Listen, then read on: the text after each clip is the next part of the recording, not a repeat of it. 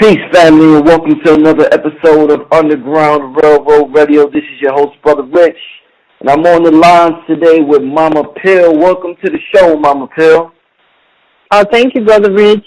I want to say good evening to you and your listening audience. Yes. Well, we just came into the year 2016, and one of the greats just passed away. You know, on a magnificent, amazing female feminine energy, Dr. Frances Cress Welsing.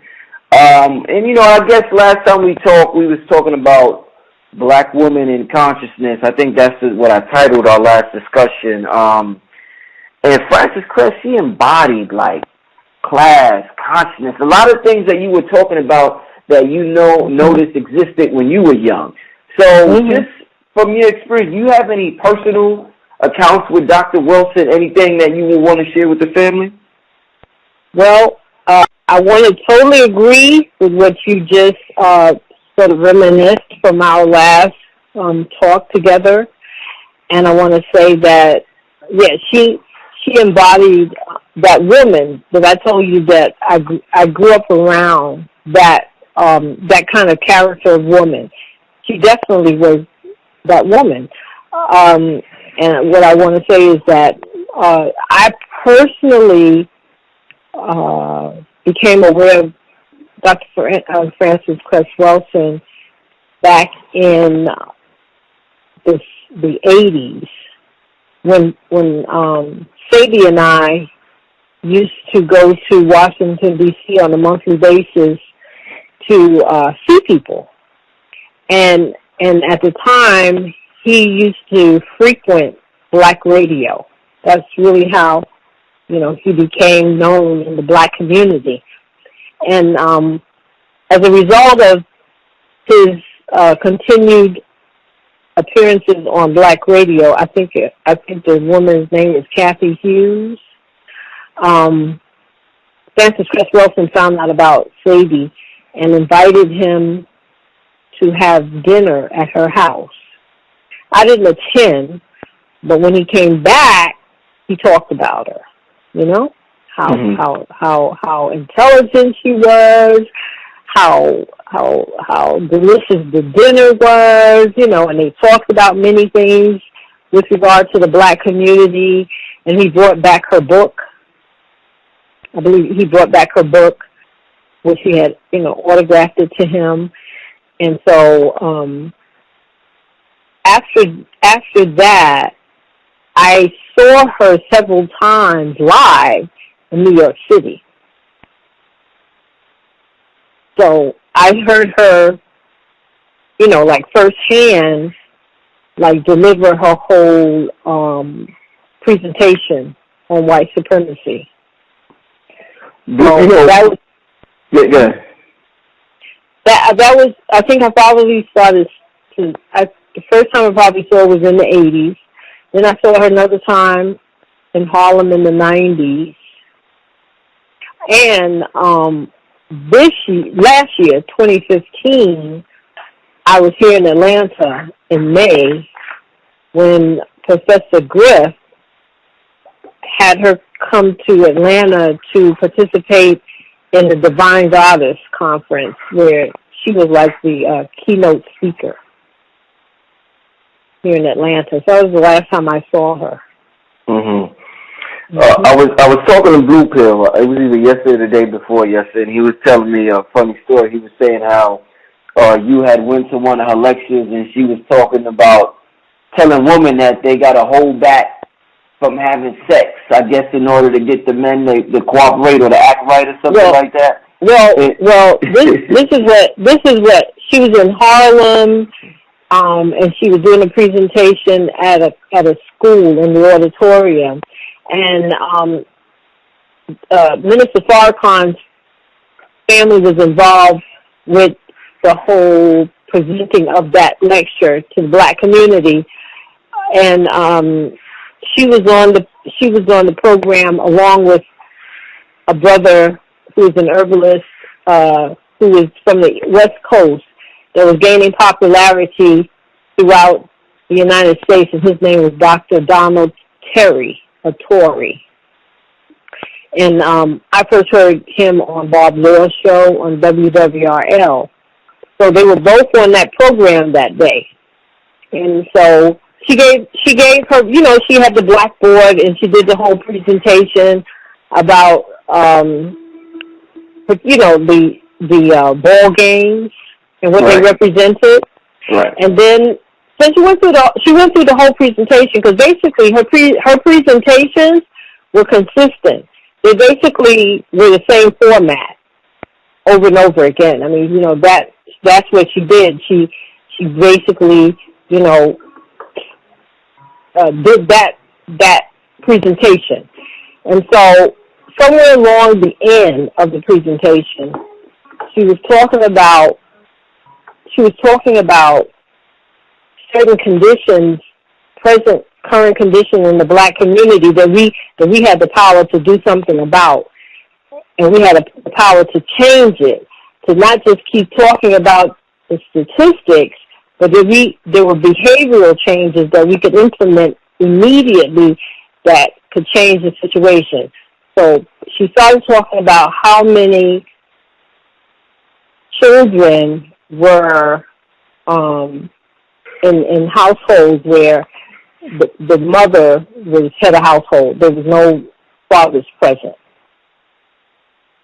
So she was saying the way that we could stop this is that we could start with the new generation of young men, young males and females, by encouraging them to have children later in their adult life, like the late 20s, early 30s.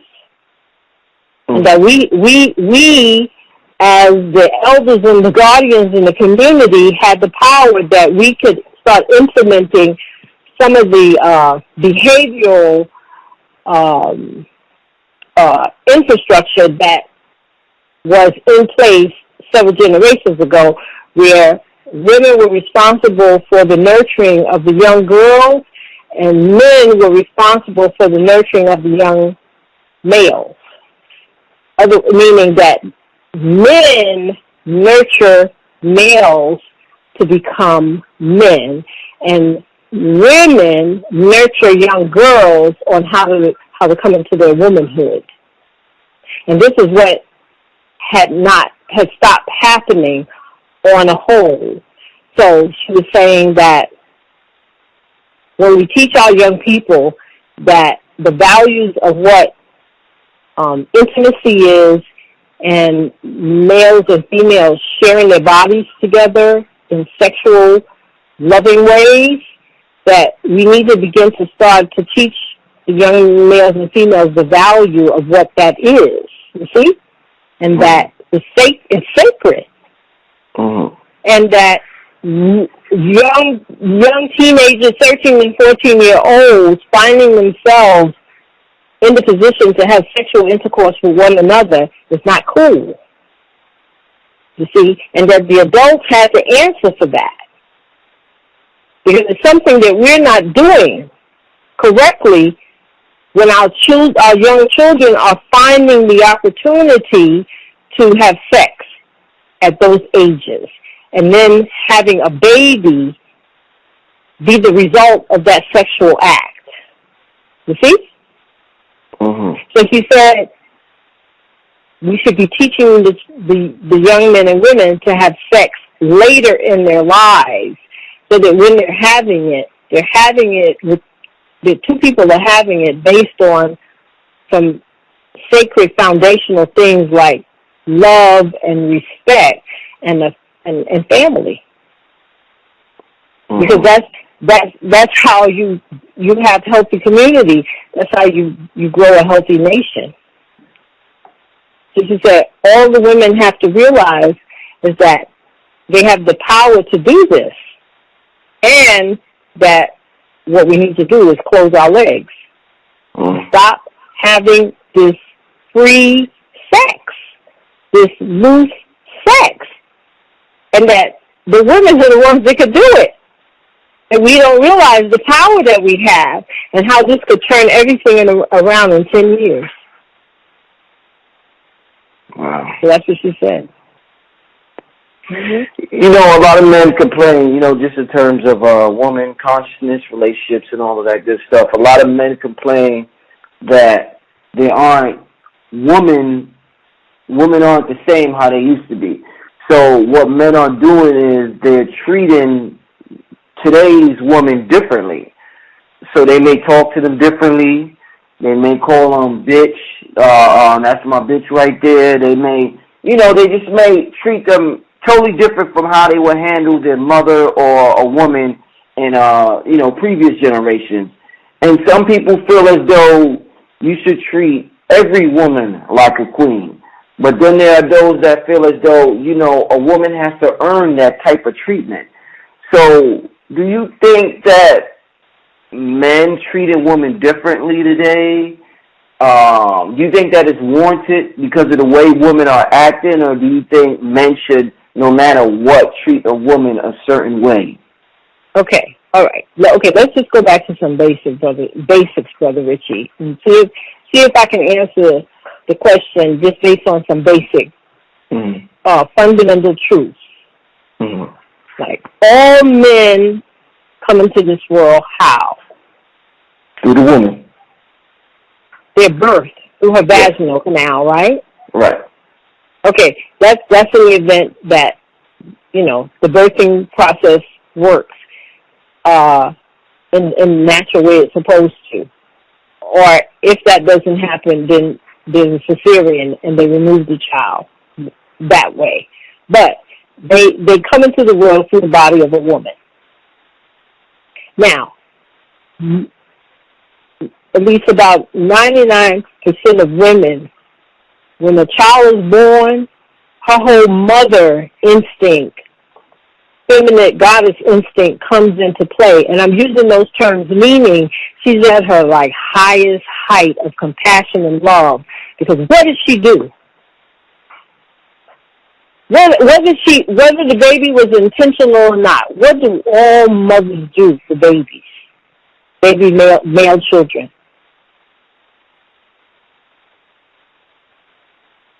Oh, that's a question directed toward me? Yeah. Doesn't she feed them? Doesn't she feed them? Yeah. Doesn't she bathe them? Uh-huh. When he defecates and urinates, doesn't she clean them? Yeah. Doesn't she change his clothes, keep them clean, protect them, keep them warm, make sure he gets sleep, water? But this is the same woman that, you know, men will call a bitch.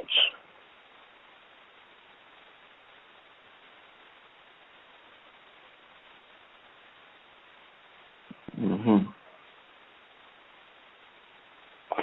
So,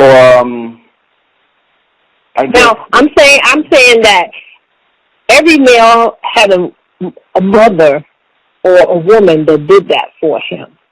Then when they grow up and they have children, they have a woman that does that for his children, even if he's involved or not. Mm-hmm.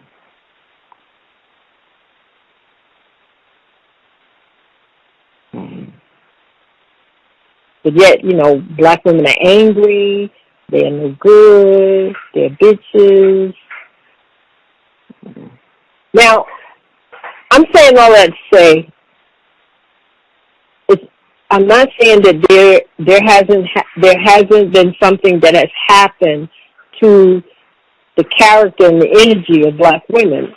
That there's something that has happened to her, for sure. You see what I'm saying? Because she is stressed. She is suffering from malnutrition. She's suffering from nerve damage, you know, where her body is not working at its optimum level of health and vitality because of so much of what she is doing. Well, you know, in this country. What, I don't mean to cut you off, but I don't want to forget this question. It just came out of my mind.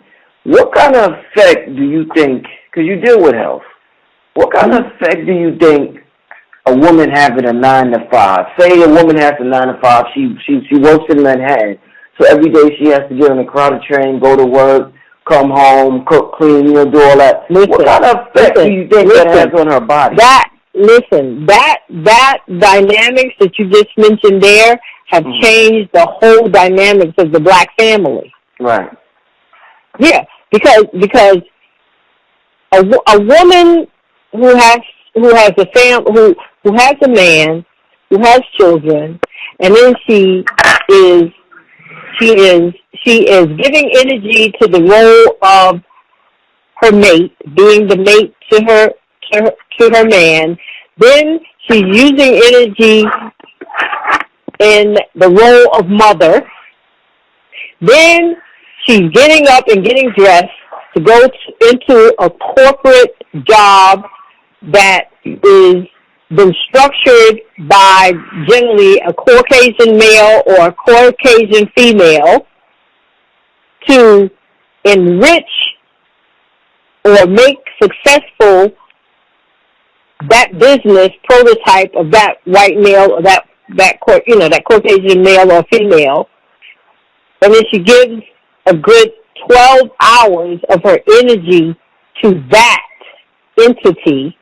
Then she leaves that entity and goes back home, where she has to now continue to give energy to the children and to give energy to the male that's in her life. And she's malnourished because she's not eating real food. Mm-hmm. And half of them are not drinking water. They're drinking some kind of drink and beverage that's been created by some male Caucasian or some female Caucasian, or the both of them in cahoots, that is sugar-based and synthetically chemical-based to give her energy that her body is not creating by eating the proper foods. Mm-hmm. Yeah, so that's what's happening. Mm. You can't do all of that. You can't do all of that and be healthy. Right. You can't do all of that and really function proficiently as a wife or a woman to a man or a mother to your children or even to yourself. Because there's no energy. There's not enough energy that the woman is creating. So her body's not creating enough energy because she's not putting real food in. And then generally, women in America for the last several hundred years, they're not even putting the right food type that is consistent with who they are genetically. Mm-hmm. You see what I'm saying? So they're starving to death. They've been starving to death. They've been mineral deficient for many years now, several generations. That's why you see more and more of the children being born with all of these ailments. Mm-hmm. Mm-hmm. Mm. Because genetically they're becoming genetically they're becoming weaker, or the genetic makeup is being altered and interfered with. Mm-hmm. Now the chemical poisons. Right. Now, in terms of spirituality in the black community, and particularly women, I want to get I've asked brothers this before, but I want to get a female perspective on, in terms of spirituality in the black church, which has been, one of the most dominant forces in this country and the black community.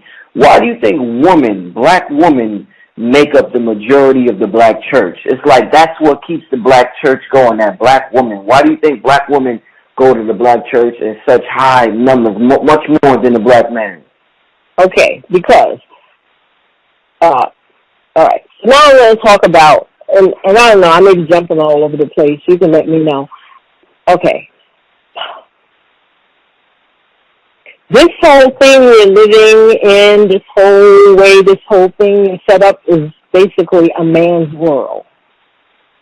All these institutions in North America around in many places around the world, all these institutional structures, all these edifices that we walk into and we do all of these things, these rituals and all this stuff we're learning have all been built by males. And the edifice building that they call a church, that's something that a male constructed. Mm-hmm. So, most things that males come to manifest out of the ideas in their own thinking,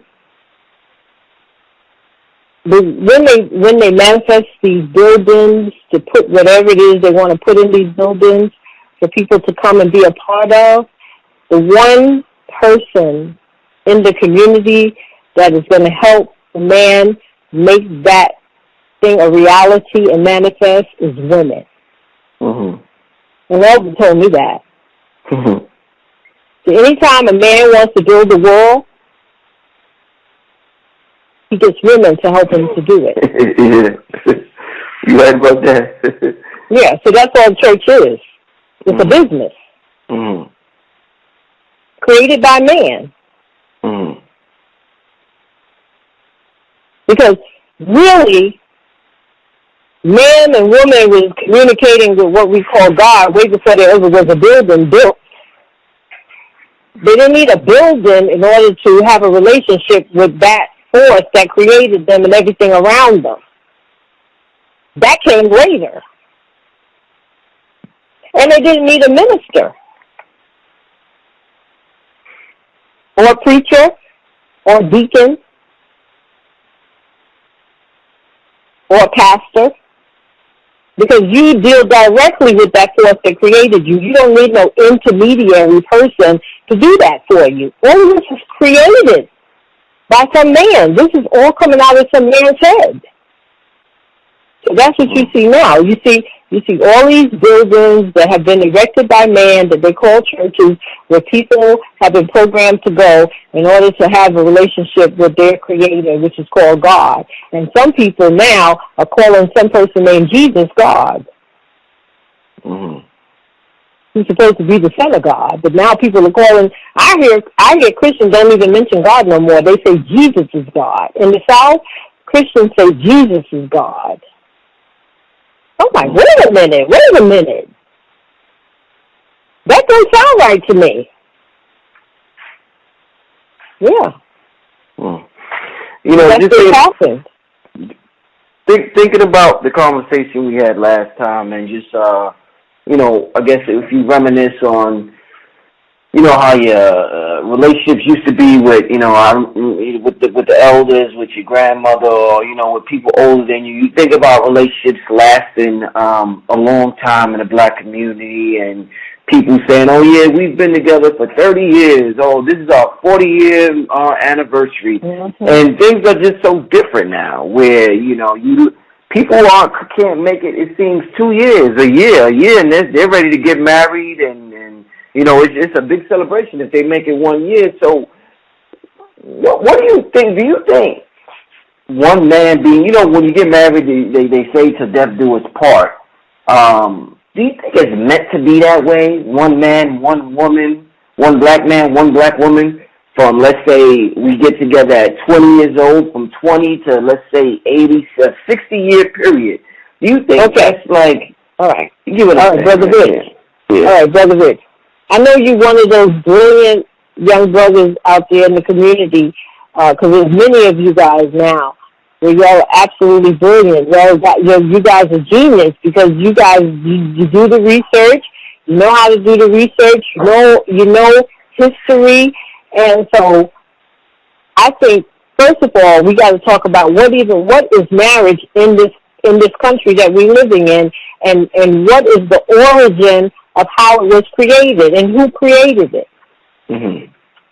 So marriage in the way that people are married in this country, who created that system of marriage?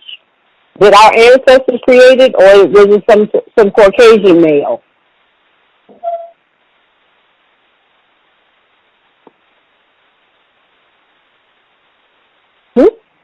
Oh no, Caucasian male. Yeah. I'm thinking. Oh yeah. So okay, we just gonna have a little bit of history. Okay, so marriage created by the Caucasian was based on what?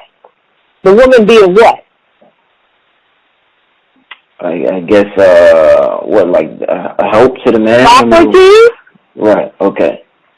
Property.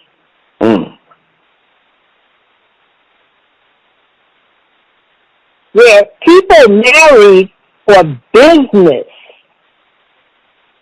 I mean, just think about the so-called royal bloodline of Caucasian people. Why did they get married to one another? I guess to keep the money in the family. For power, and to keep a bloodline a certain pure, right? People back in Europe centuries ago did not get married for love. It was an arrangement. It had to do with power. So nothing changed when they came over here. The woman was property to the husband, like his house and his cow and his dog and his sheep. So now marriage in America, the whole concept of it, the way in which our people get married is not based on anything that our ancestors did. It's based on that system, because you go and you get a marriage certificate. It's based on their system of marriage and what it is.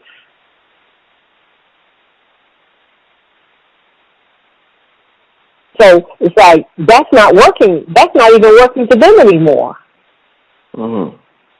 Because women don't want to be considered as nobody's property. Not even Caucasian women are going to that anymore. So everything about marriage, in terms of how women of color get brought up as little girls to look forward to marriage one day to a man, is all based on that whole structure of marriage, that whole paradigm. Right? The white dress, the diamond ring, the church, the walking down the aisle. Isn't that what most of our people do? Yeah. And it doesn't work. It doesn't even work for the people who created it. So now, what do you think about, they say in ancient culture, you mentioned the word arranged earlier. Some people say that's how it should be. There should be arranged marriages. Yeah. Well, listen to this. All right. So words, people hear words and they get all freaked out about words, because most people today, when you talk about arranged marriages, nobody can arrange no marriage for me. That's like, I don't see how people could do that. I'll never do that. But let's look at what that really meant. What it meant was you had two families that lived in a community. These two families would have children. The children would grow up as children, knowing one another, growing up together, becoming friends, having all kinds of adventures together, developing intimacy and love and respect for each other. Then the families would generally say, those two would probably, when they grow up, they would be good for each other as husband and wives, and they would really have a chance of a healthy family because they are friends. They have grown up together. We all know one another. So they push for those two people, those two children, to think that way in terms of the future with each other. That's more like what we're talking about people used to do. Because everybody knows everybody. Everybody respects everybody. The boy's family wants as much goodness for the girl as the girl's family wants for the boy, for the young man. And that's not something that's old and obsolete, because there are other cultures that still do that. There are other tribes that still do that, and it works for them. But now, what if the couple isn't in love, but they're doing it for the village? No. I did say that they were in love, because I said when they grew up with one another, they developed a love for each other, but it was based on friendship. Right. Okay. You see what I'm saying? Mhm. Yeah. It's like think about. I don't know if you can go back far enough to some little girl you grew up with in the community, and you guys really hit it off nice. Y'all had a really great time. The families knew one another. Well, did you have any experience like that? Nah, not in my no. Okay. Well, there are many people who haven't had that experience, but there are many people that still do, and there are many, like I said, there's many tribes that they still have that experience. Like in India, there are people who have that. They still have that kind of thing intact. Mhm. Yeah. Okay. So now you're going to be down in Miami, right? You're doing a lecture down there this weekend. What's going on down there? Because I know you got an interview with a client coming up. Yeah. Well, they're ever since we started doing the lectures last year, and I did the interview with you, and then I did the interview with Sonata TV. It's reached a lot of people. So we've had people in Florida that watch you and watch Sonata TV, and have seen some of the free Light of Love lectures on YouTube. Mm-hmm. And have asked us to come down there and share with the community of Miami, Florida this weekend. I think it's the 9th of January. Mm-hmm. Yeah. And what you're going to be dealing with? Pardon me? What are you going to be dealing with? What are you talking about? So the people usually, whenever I do speak, it's got to do, it's always addressing health. Like I was telling somebody the other day, I said, some people think that I'm just starting to do this. I'm just starting to talk publicly to people. But I said, I've been doing this since like 1980, 83, 84. I started, talking with Sadie, appearing on black radio stations in New York City, presenting a whole series of lectures in Brooklyn, New York, when I opened up Herbal Research Institute in Brooklyn, where what's that stadium called downtown Brooklyn? Barclays. Yeah, Barclays. Where Jay-Z's store is where my business was with Sadie in 1985. Mm-hmm. So, I've been doing this for a long time, and basically what I do is if I'm going to stand in front of people and talk to my people, I'm talking to them about what I know and what I have experienced myself, or what I've seen other people experience that works in our behalf, works for the best of our character, our health, spiritually, mentally, and physically. And, I'm just about telling people, the truth that I know is going to help people on their search, in their journey, for spiritual enlightenment, to regain their strength and their sense of direction, and their sense of, and their ability to live their life based on, being free to be who they are while they're here for this period of time that they're on this earth, living their life, as they say, having a spiritual experience in a physical body. Right. Yeah. Okay, sounds great. Well, need your contact info so the people can hit you up and get in contact with you. Yeah, so my contact number is 424-200-5469, and my herbal company name is Green Leaf Herbal Solutions, and the website is actually greenleaf-herbal.com. herbs.com, and I've been told that some people don't know what a hyphen is. They should know. I know, but no, you'd be surprised. People say they don't know what it is. It's a dash. I was like, you can't be serious. People don't know what a hyphen is.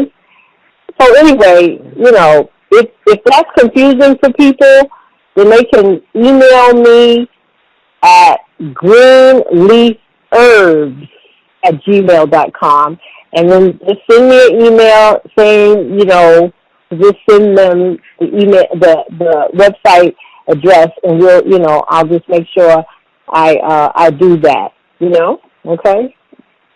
Okay, sounds great. Don't forget, y'all. I'm gonna put up the flyer when I upload this video, y'all. So if you're in the area in Miami, check it out. Go check out Momma Pill and the rest of the pills. Yeah. They're gonna be doing their thing down there. But I want to thank you. We didn't talk this long. I know you got an appointment. But next time we talk, I definitely want to get that interview with you. Yes.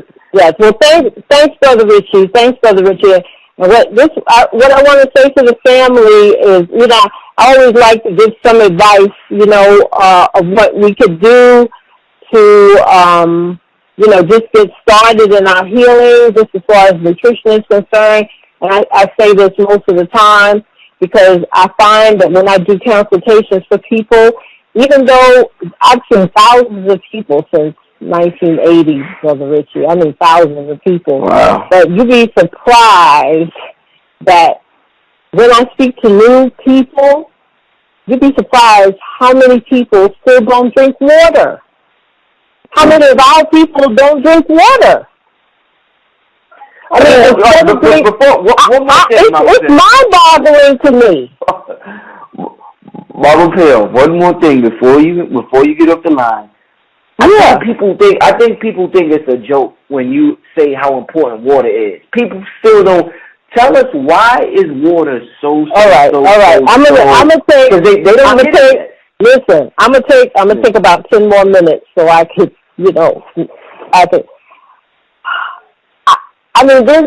I try to, like when I'm doing a consultation over the phone or in person, and somebody tells me, "Oh, I never drank water."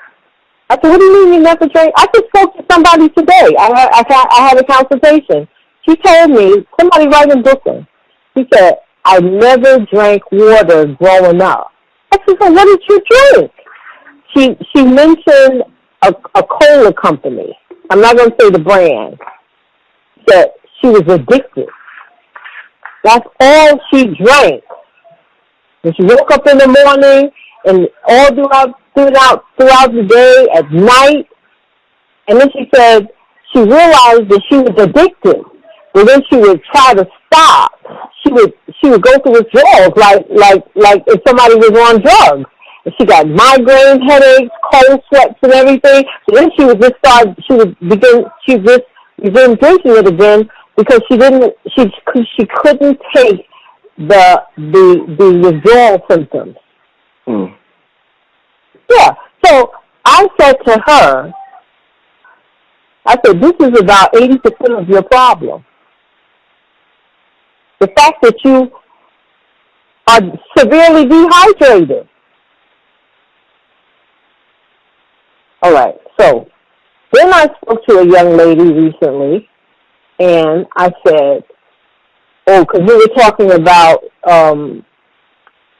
water, just plain clean water, not water that has been molecularly changed, like Cajun water, mm-hmm. the $4,000 machine water.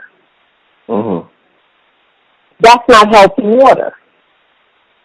Mm. Because it's been altered. H2O is water.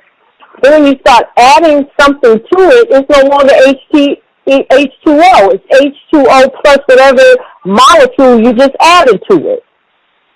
So it structurally changes the water. So then the next thing somebody said was, it says, "Oh, I drink water, but I put, I don't drink plain water. I drink.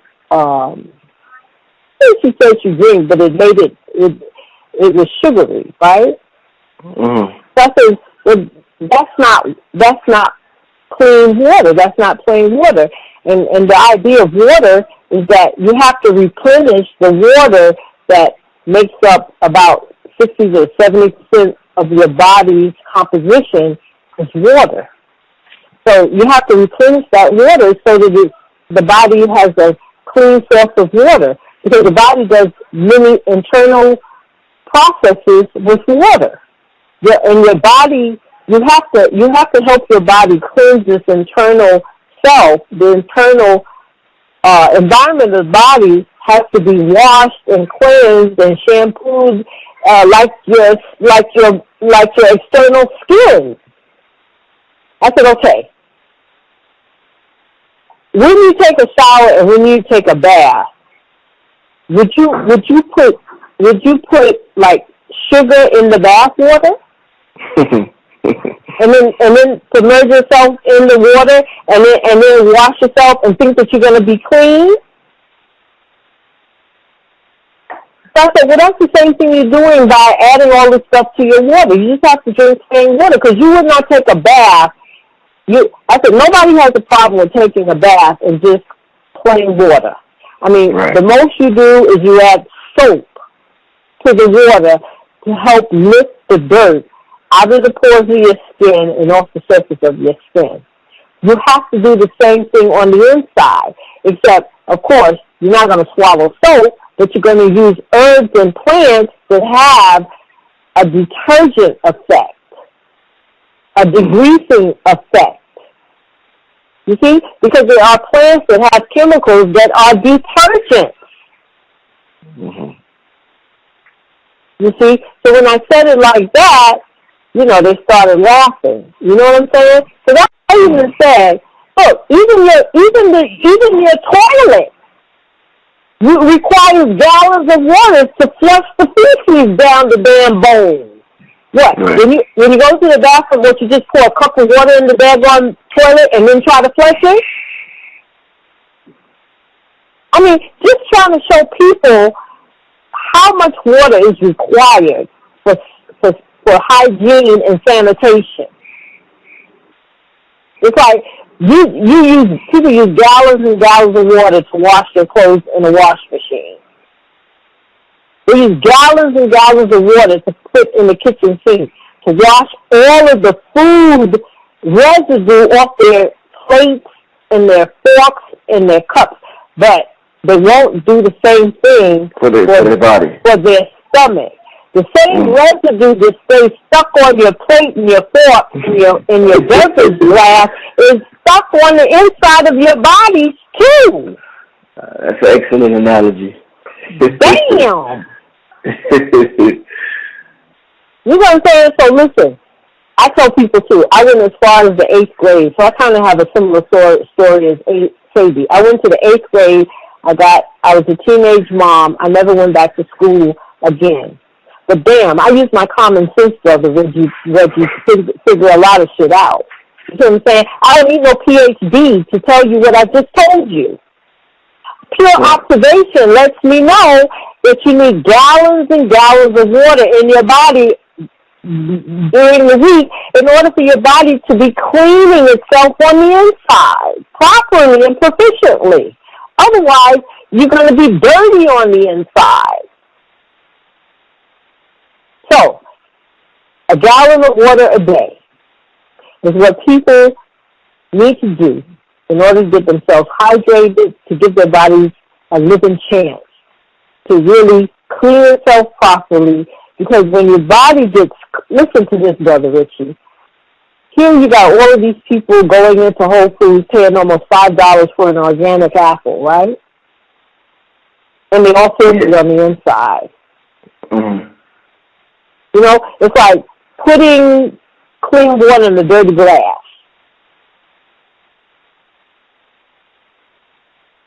And they're wondering why they're not getting results.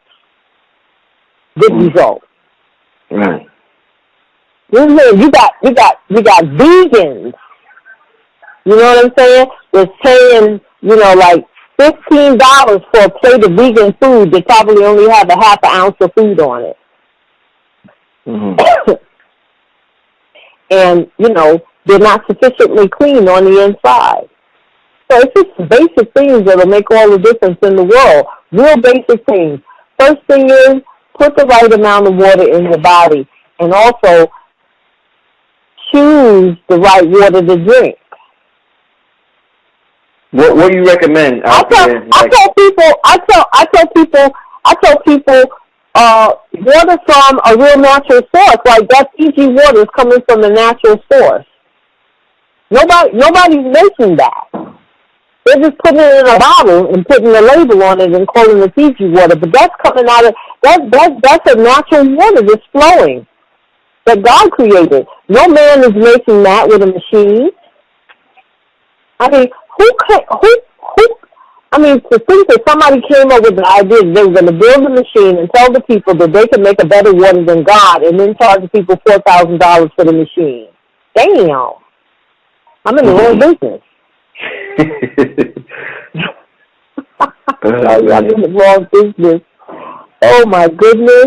I don't know if anything I said makes sense, but I try my best. No, definitely, definitely. Made a whole lot of sense. That analogy was perfect for people to get and understand. But like I said, I know you got this consultation. Once again, y'all, this is Underground Railroad Radio. On the lines with Momma Pill today. She's going to be in Miami this Saturday, so if you're in Miami, definitely check her and the rest of the pills out. This is Brother Rich, and we signing out, family. Peace. Peace.